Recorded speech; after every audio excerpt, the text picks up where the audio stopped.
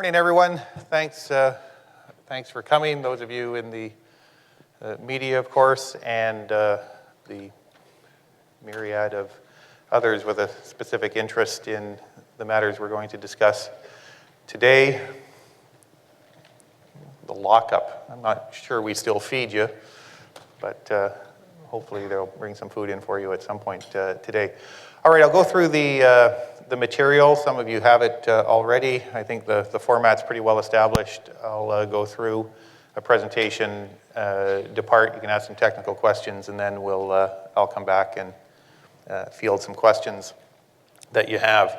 As I usually do, I'm going to begin with where we are today in terms of the present fiscal year and what, if any, changes have taken place since the second quarter report of last fall. You'll see on the chart that when we last spoke, we were projecting for this fiscal year a budgetary surplus of $265 million. Since that time, we are the beneficiaries of additional forecasted revenues and also some spending decisions. And you can track that in the chart before you. So there's where we were. Taxation revenues, personal and corporate income tax on the upside, property transfer tax on the upside, and we've got the numbers for you in each of those categories. Adjustments on the commercial crown side in terms of net income, other revenue deterioration, further deterioration in the natural resource sector, natural gas, despite our very cautious projections and forecasts, still further deterioration there. And then some spending priorities that I'll talk about in a moment. And we end up with a forecast surplus for the fiscal year that will end at the end of March of $377 million. I should say, when we get to the particular page, that does not include the forecast allowance, and at this point, we're not anticipating having to dip into the forecast allowance, but we'll get to that in a moment. So, dealing with that bit that I spoke about in terms of the spending priorities, we're looking to try to do some things in areas that have caused us some challenges, caused society some challenges, particularly around naturally caused events. Forest fires, we spend hundreds of millions, did again last year. It can be unpredictable. We believe that there are advantages to taking preventative action, that fire suppression begins with fire prevention. So you'll see that what we're proposing to do is make some fairly significant investments, including in partnership with UBCM, a $10 million commitment to them, seeing created and utilizing a society that can work with communities and work with licensees to undertake work on the land that is directly related to preventing forest fires and better equipping ourselves and communities in the event that they break out.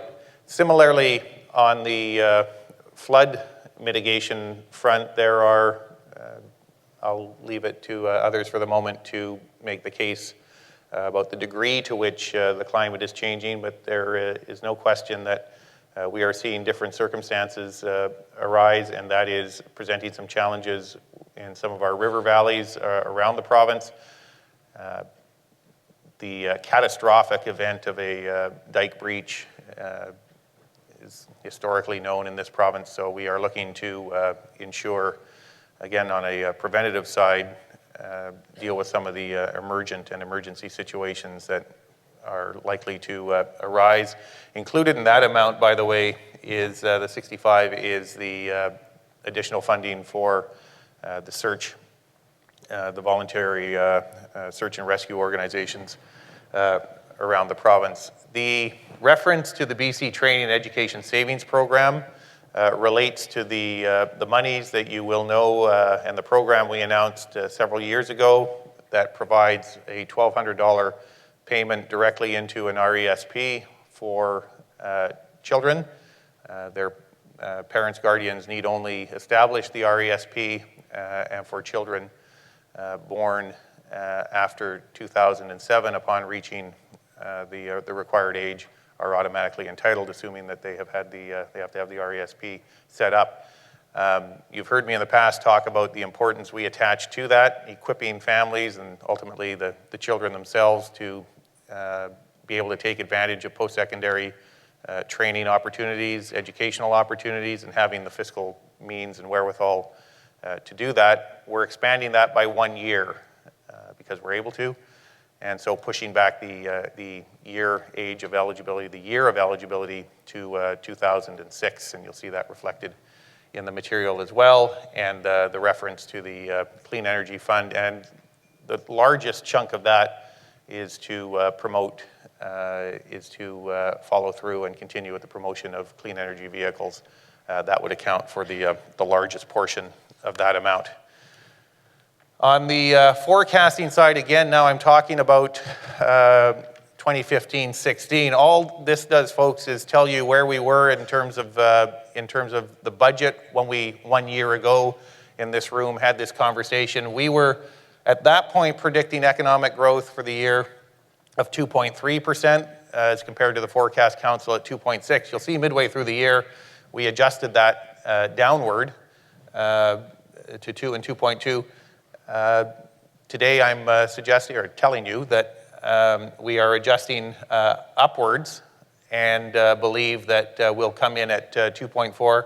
The forecast council remaining somewhat more optimistic than we are at 2.6% in terms of their update. And as I'll show you in a moment, that still positions us at the lead of the pack in terms of Canada. Then going forward, you will see where we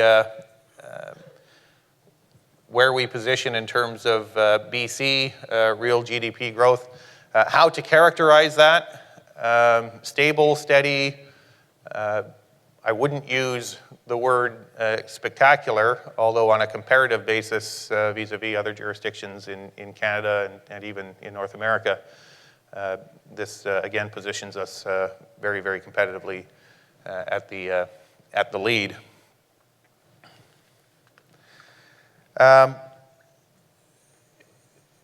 In terms of those comparisons across the country, you'll see where we are vis-a-vis Ontario. In each of the 3 years of the fiscal plan, we are projected by the consensus report to lead the nation. You know, the conference board had some very flattering things to say about British Columbia in November.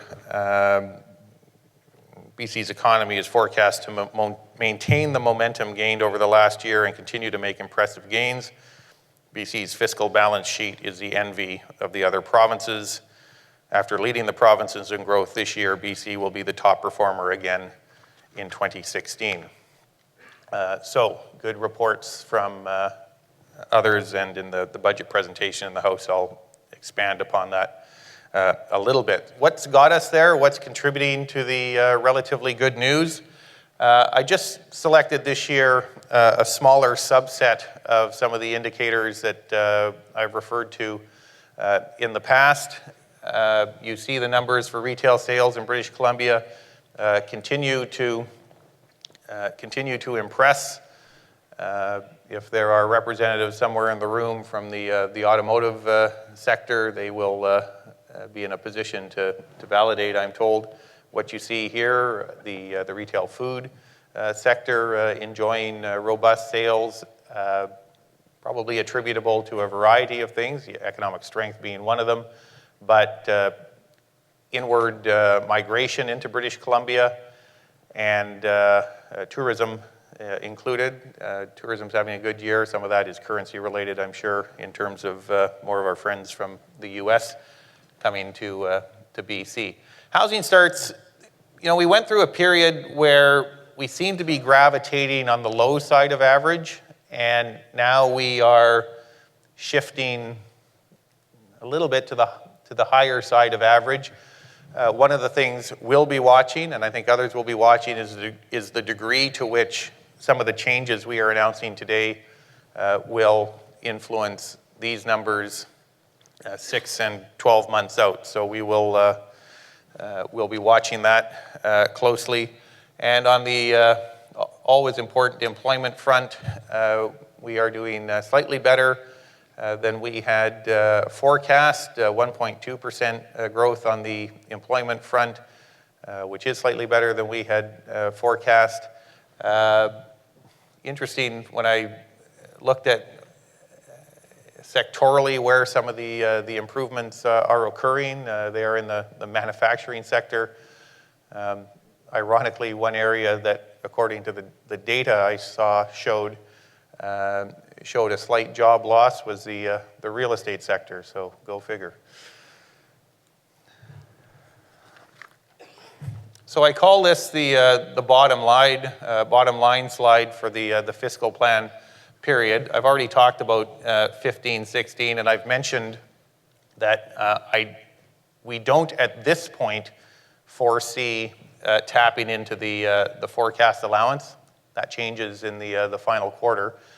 It's there for us, but we don't anticipate that being necessary. You then see the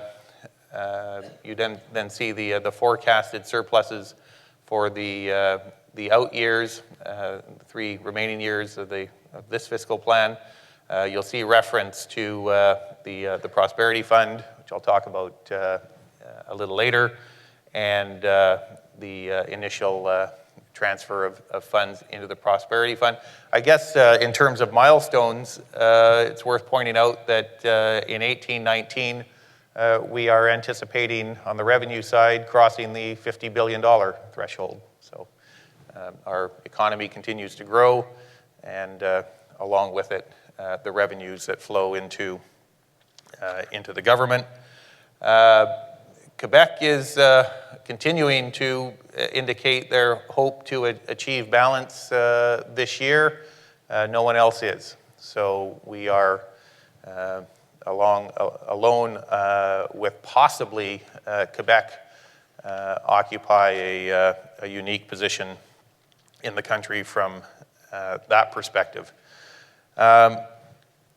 You've heard me talk about this. I think it is significant. I think any time you are on track to do something that has eluded the province for almost half a century, it is worth noting. An important subset of our taxpayer-supported debt, accumulated taxpayer-supported debt, is what I call the grocery tab, more properly referred to as the direct operating debt. The direct operating debt represents the accumulated amounts of deficit in years that we spent more on services than we received in revenues. And you can see it has fluctuated. I think there are perhaps at least 2 and maybe 3 former finance ministers in the room, some of whom will remember the halcyon days when we were paying down operating debt, tougher years in here where we made some decisions to continue to provide services when the revenue wasn't there. We are, in the present fiscal plan, the forecast and the target is 2.7, to pay down the grocery tab to $2.7 billion. That's lower than it's been at any time since 1984 or 85. And beyond that, by a year or 2, we believe we are poised to eliminate the direct operating debt. And that would be the first time British Columbia is in that position since 1975. So some people will say, well, that's great, that's fine. It's a small portion of your overall taxpayer-supported debt. It is happily a ever-diminishing portion of our taxpayer-supported debt. But we think you're making too big a deal of that. I don't, and quite frankly, as we move through some of the decisions and flexibility that the payment down of that debt represents the $500 billion in debt servicing costs that we're saving. I hope at least a few people will agree that this is not just a significant achievement, but also represents a significant benefit to the people and families of British Columbia. You know that we pay particular attention at the macro level to our debt to GDP and debt to revenue numbers. In both instances, we are trending in the right direction. We are also, in both instances, modestly surpassing the targets and forecasts that we included in last year's budget. So we're not just hitting our targets, we are also moderately surpassing them in both instances. I do like to remind people where we sit in terms of comparisons with other provinces, and you can see well, the numbers kind of speak for themselves in terms of our peer groups and of course the comparison with the federal government. I wasn't going to spend a lot of time on this, but I do want to make the point that between having a balanced budget and having a AAA stable rating from both international rating agencies, this is Standard & Poor's, but Standard & Poor's and Moody's, doesn't just place us in exclusive company. We're now call it the Lonely Triple Hearts Club of One. There is just one of us now that can make the claim to be AAA stable by both Moody's and Standard & Poor's. Alberta, of course, was recently downgraded. Saskatchewan hasn't been downgraded per se. They're on negative watch, and hopefully in both instances things will turn around for those jurisdictions. But I did want to make this point. You compare British Columbia to Ontario, and you look at their credit rating, and it's not to pick on anyone, but to try and make the point about how this is relevant. British Columbia this year, with respect to our taxpayer-supported debt, will pay $1.6 billion in debt servicing costs. $1.6 billion. If we had Ontario's debt-to-revenue ratio and their credit rating, that $1.6 billion would be over $4 billion. You could take our $47 billion in program spending and deduct another $2.5 billion out of that. That's monies we have available to provide services to people and families, as opposed to sending that money to foreign bankers. That is, someone will, I'm sure, quickly point out, we still borrow, and I'll talk about that in a moment. We borrow with respect to our infrastructure program. Many of you will be interested to know that it continues over the 3-year cycle on the taxpayer-supported side at $12 billion. There's also $6 billion on self-supporting, most of that relating to BC Hydro. But each one of those numbers represents a whole series of projects strewn across British Columbia, spread across British Columbia, that are being provided. And this, too, is a record number in terms of the amount of taxpayer-supported infrastructure development and spending that is taking place.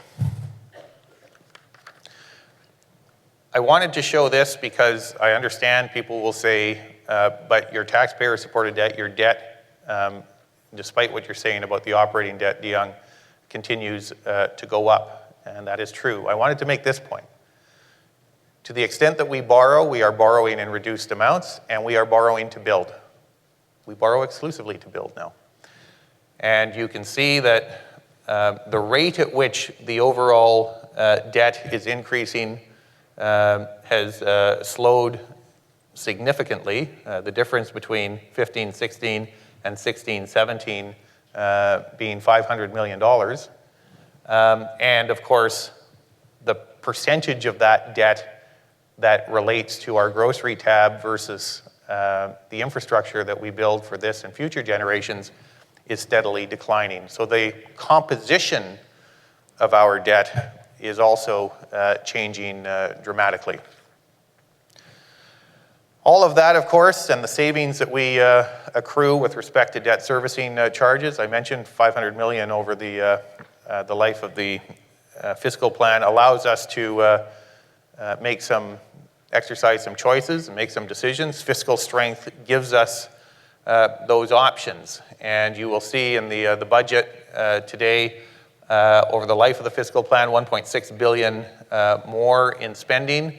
That includes, by the way, a significant amount of money to fund the increases that are flowing from the economic stability dividend. Remember, the fact that we outperformed our projections a year and a half ago has meant that those public sector workers who signed contracts under the economic stability dividend received additional 0.45% wage increase. We're ensuring that there is funding in the budget and to the ministries to account for that.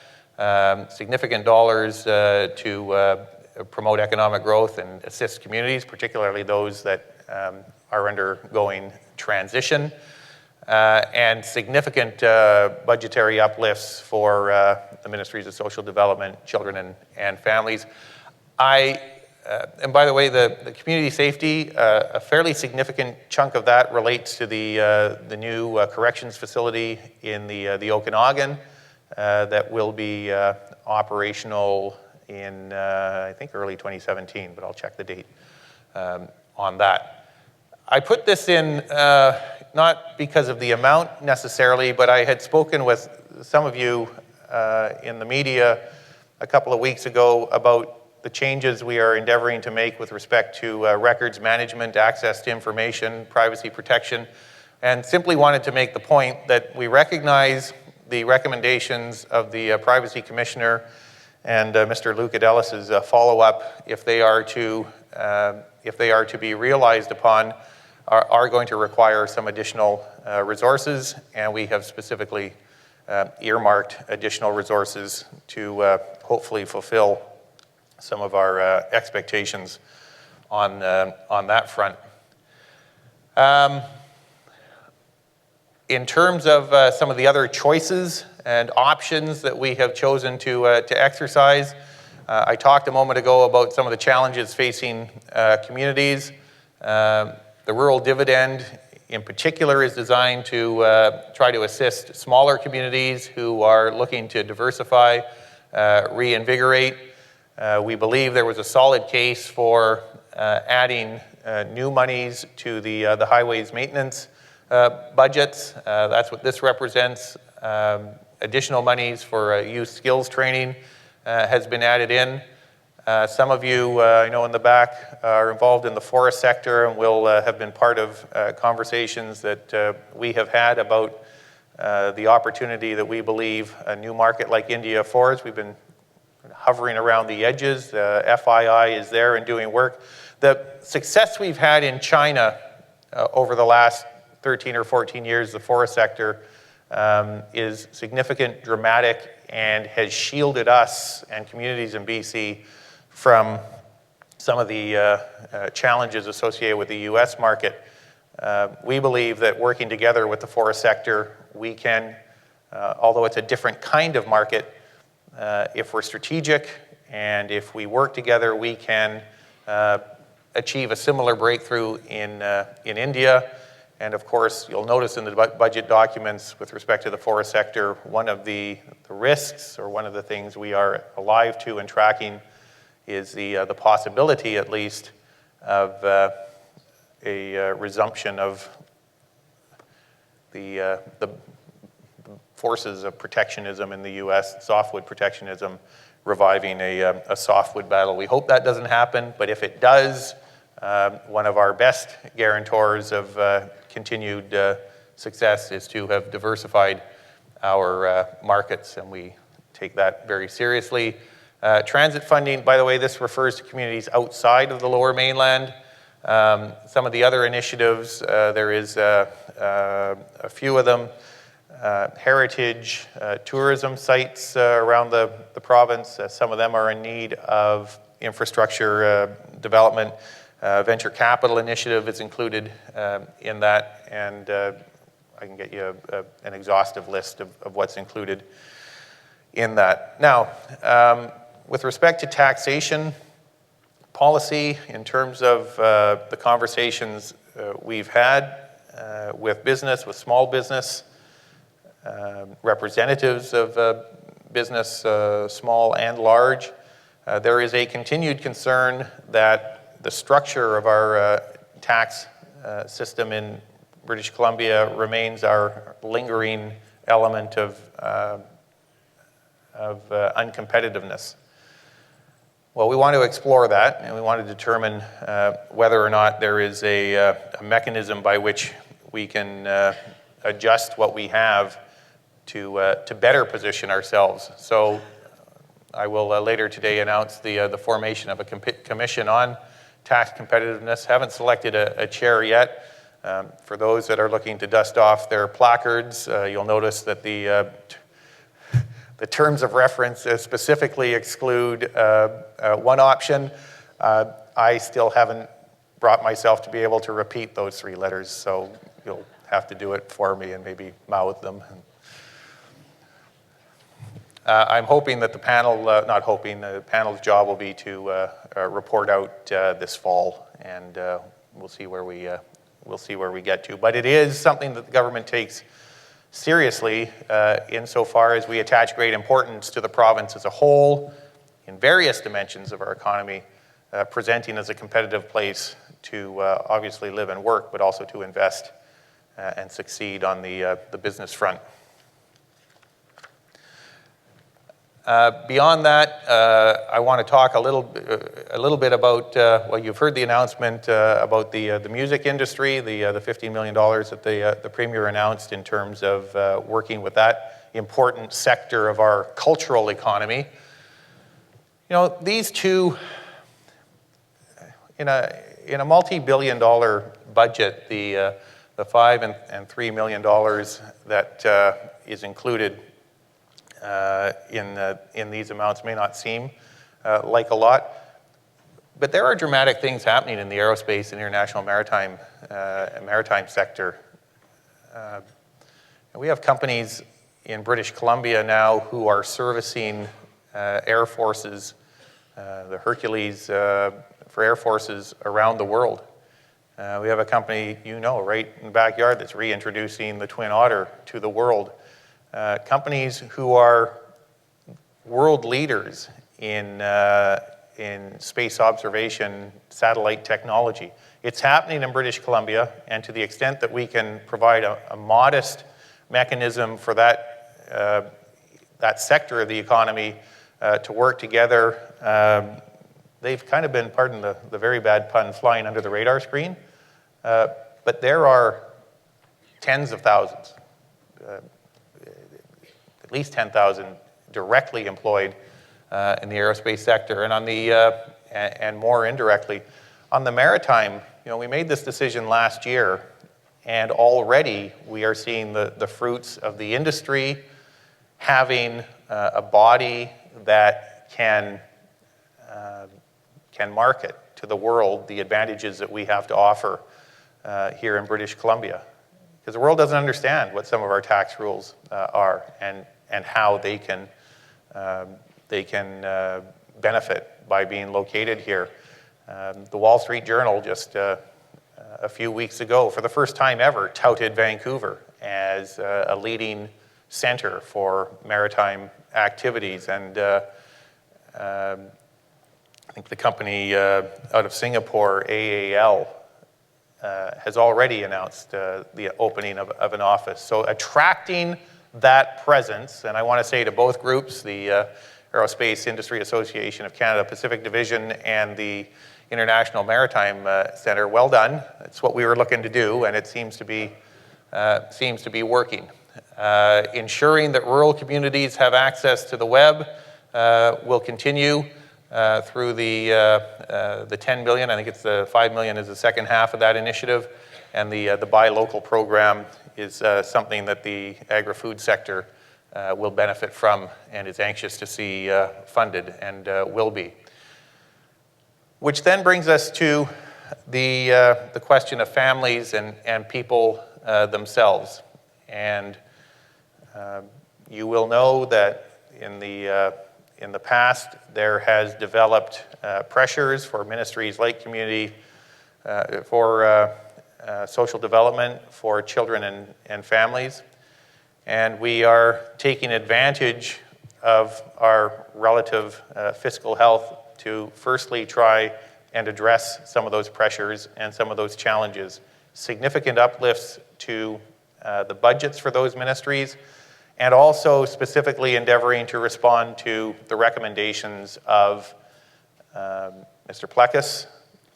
This funding will provide a mechanism by which over 130 people can be hired by the Ministry of Children and Families. 100 of those will be frontline case workers. So this will make a difference. Facilitating adoption, is it possible to make a bigger difference than to find a family for life for a child? These investments are now being made. Similarly, for Community Living BC and addressing some of the caseload growth that we have seen, we are seeing more people come to British Columbia. We are seeing a steady growth in migration from Alberta, and some of those folks are moving because they're in difficulty, and so we are endeavoring to budget to ensure that we're equipped to provide the support necessary for those individuals. Folks with disabilities live on a very modest fixed income.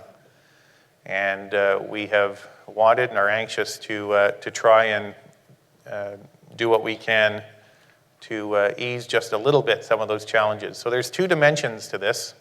One is the fact that there is a general lift of $77 per month for folks, individuals with persons with disabilities who fall into that category and receive funding accordingly. Now, you should know this. There has also been a basic inequity that has developed around this. There are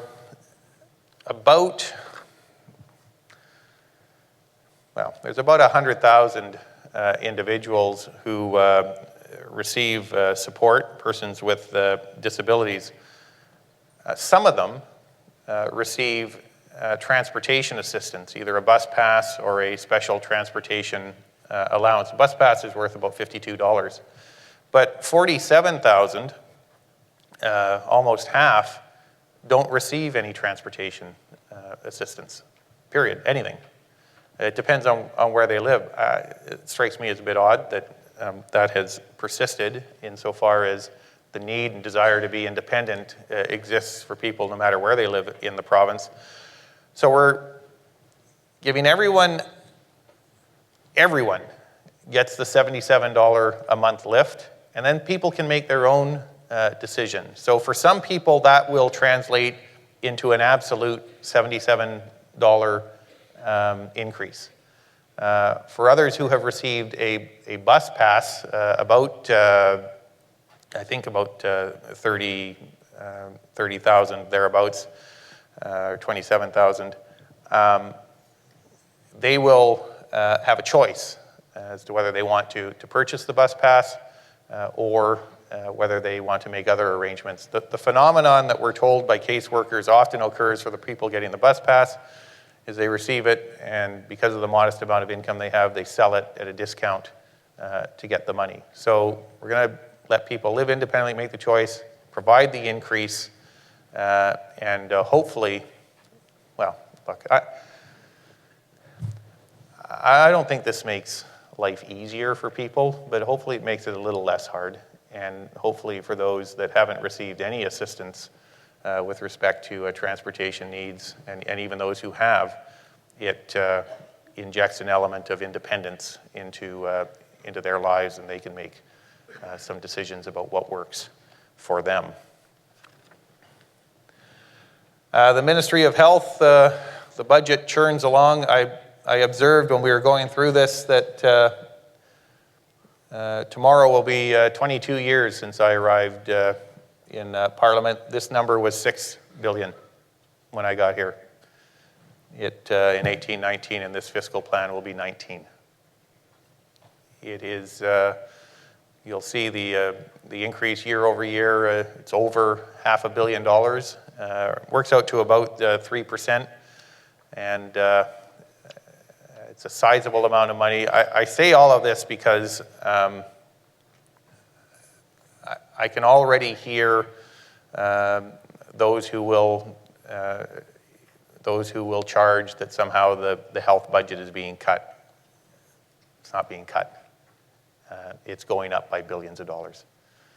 And that doesn't mean there won't be pressures in healthcare, but I want to be clear that we are funding. And of course, there's an ongoing discussion with the federal government around what the federal transfer will be. I make the point again about where we stand with respect to taxes. Where's Sophie? Bonjour, Sophie. J'ai un petit cadeau pour vous, Sophie. Pour moi, c'est important de comprendre que la même personne, s'il habite à Montréal ou Trois-Rivières, à Québec, il va payer $8,000. 8,000, Sophie. Plus de la même personne en Colombie-Britannique. C'est incroyable, hein? Ah bon.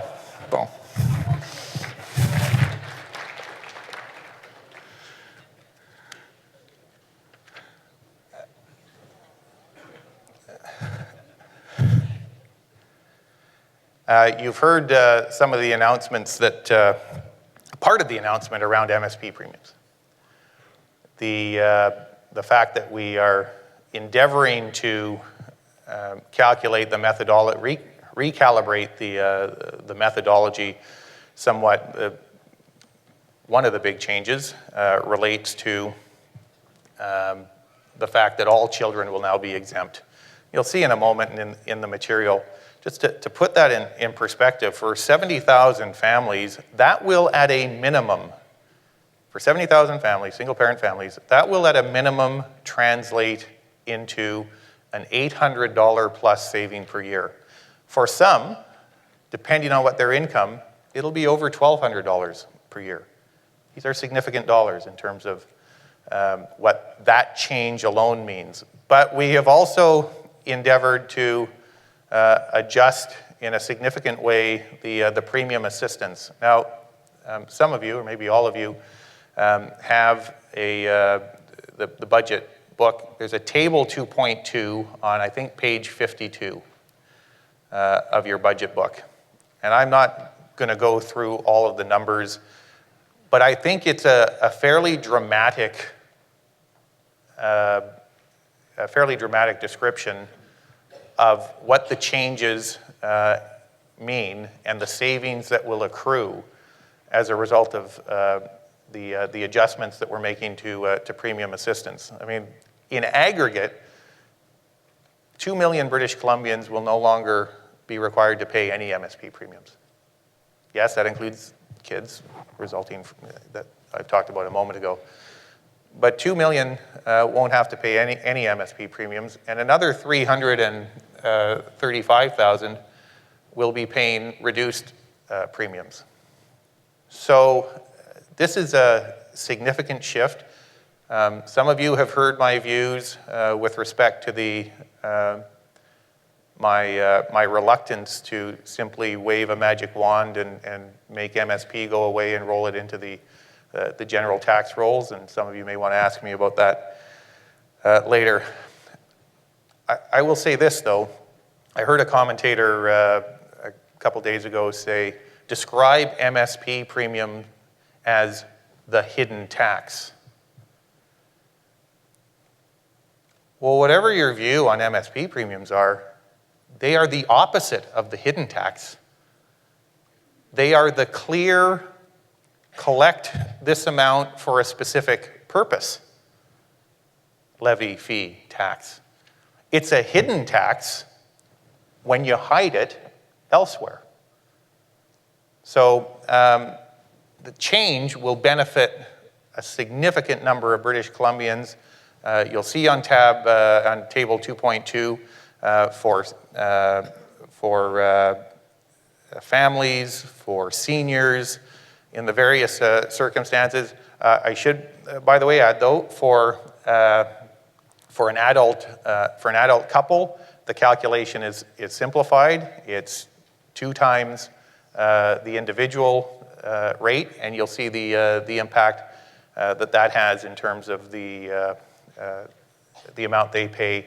I think over $45,000, but that is an adjusted amount as well, and I think $45,000 is the key number with respect to an adult couple with no children.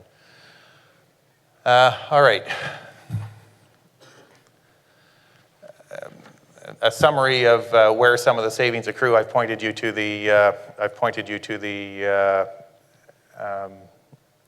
page that lays it all out in detail. I will say this, by the way. Someone came to me a month or two, and I think the seniors advocate made the observation that she doesn't think, in her case, she was talking about seniors, she doesn't think a lot of seniors understand that they already qualify to either pay no premiums or reduced premiums. I agree with her. So we're going to tell people about this, because we think a lot of people today are not taking advantage of what's already in place, and we want them to take advantage of that and the enhancements that I'm announcing today. And I think part of that, I don't know this for sure, I think part of that relates to the fact that people register for pharmacare and believe that it transfers over, and maybe it should, actually, but it doesn't right now, and I don't think everyone's taking advantage of this that should, so we're going to tell people about it.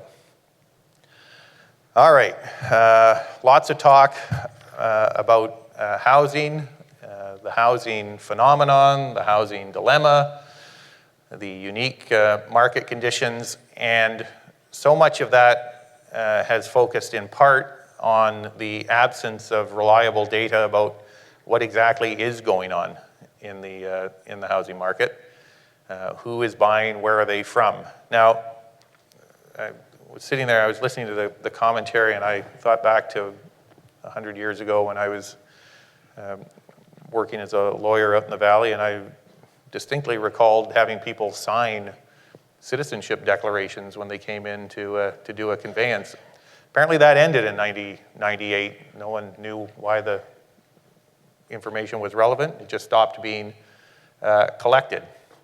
Well, we think it's time to start collecting again. So what is going to happen? And we're going to adjust the forms. We've got to make sure we've got the statutory authority, but utilizing the documentation that already needs to be filed when a change in ownership is registered on the property transfer documentation.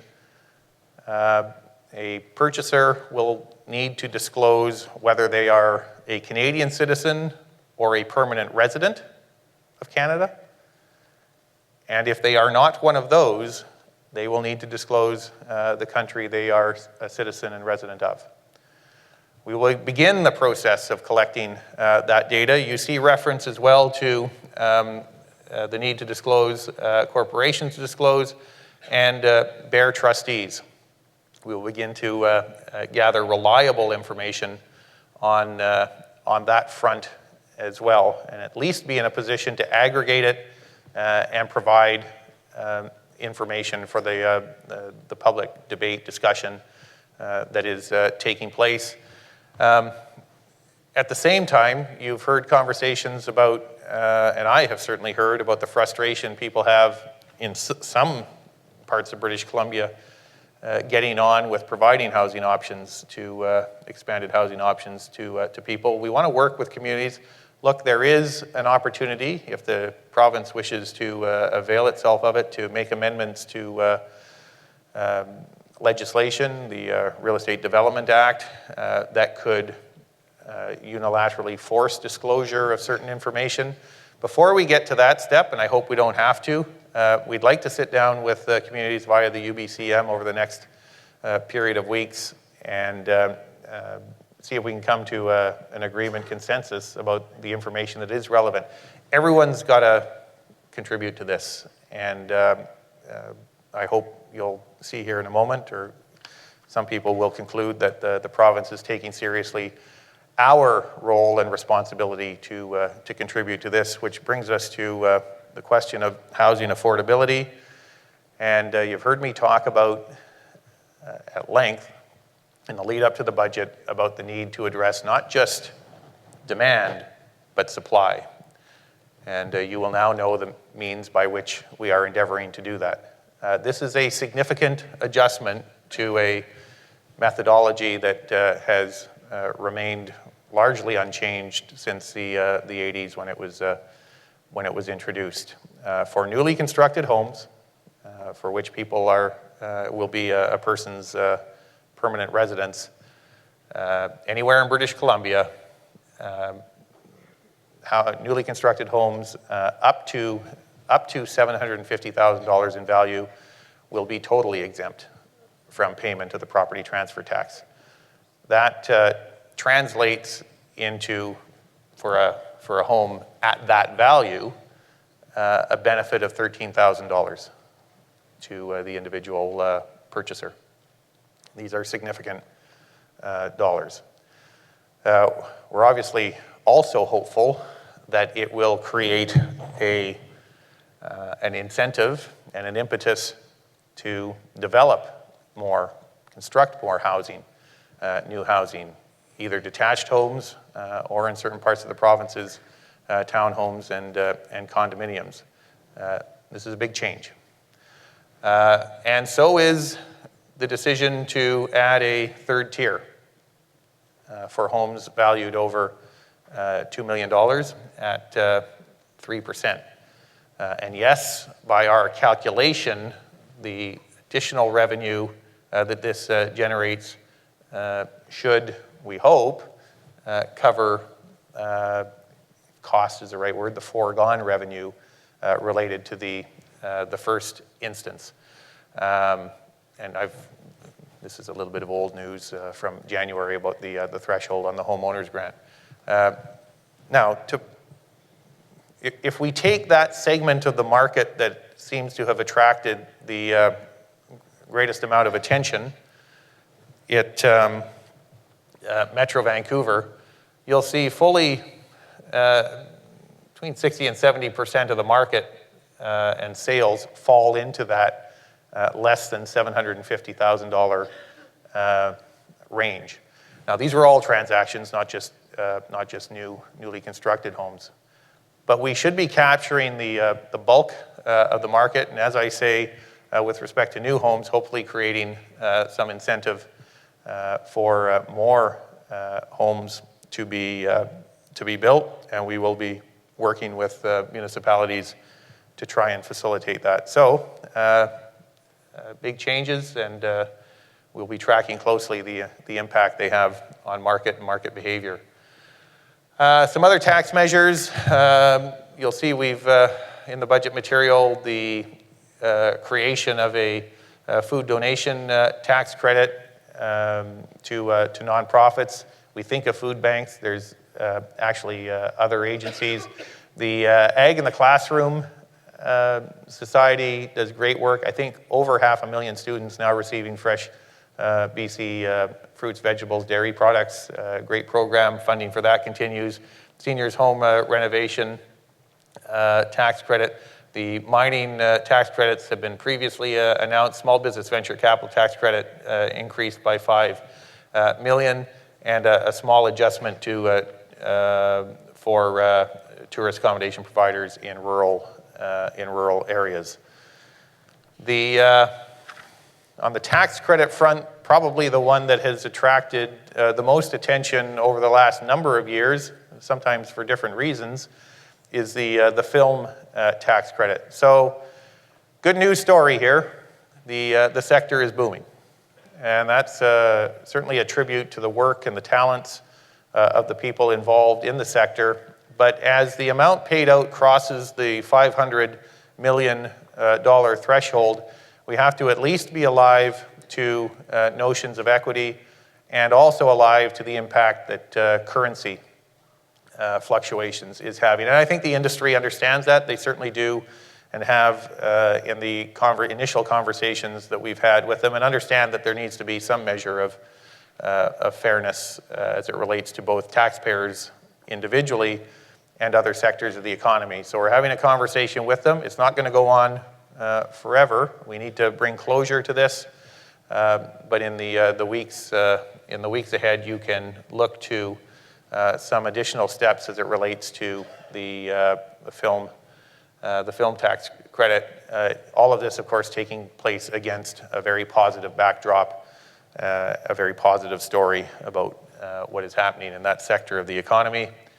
And then finally, you will have heard and read yesterday about the creation of the BC Prosperity Fund. And I will repeat what I said yesterday. We are leading the country in terms of economic growth. We are regularly posting budgetary surpluses. We are in a very strong fiscal position. We're paying down debt and reaping the benefits of reduced debt servicing costs. The fact that the notion that we would take a very modest amount of money out of our checking account and put it in a savings account is one that I think makes sense, and one that British Columbians and BC families will approve.